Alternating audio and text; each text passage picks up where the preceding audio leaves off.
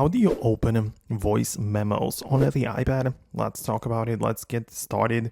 If you're first time here on a Foxtecc, most definitely subscribe so you will not miss tutorials and videos like this one.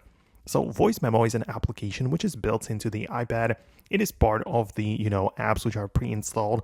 It is possible to delete it, however. So if that's what happened, you can always go back to the App Store and re-download the voice memos back to your iPad. So that would make a lot of sense. You can go ahead and do this if you don't have it. But if you open it up, right, you can start recording your stuff, voice, whatever. Or you can also tap on the existing recordings and press the play button to replay them, right? That would be like a way of opening them. Naturally, you can also tap on, the edit button and perform some more changes, like you can trim it and also enable some functions like silence, skipping, or recording enhancement and stuff like that, right? So you have plenty of different features.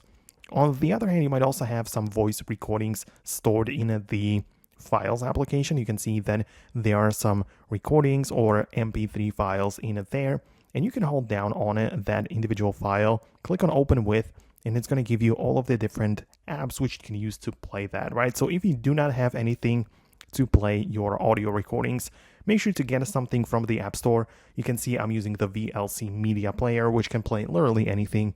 I'm kind of happy with that. So let me know what you think. Let me know if you managed to open your voice memos. If there is something very specific you had in mind, let me know about that as well.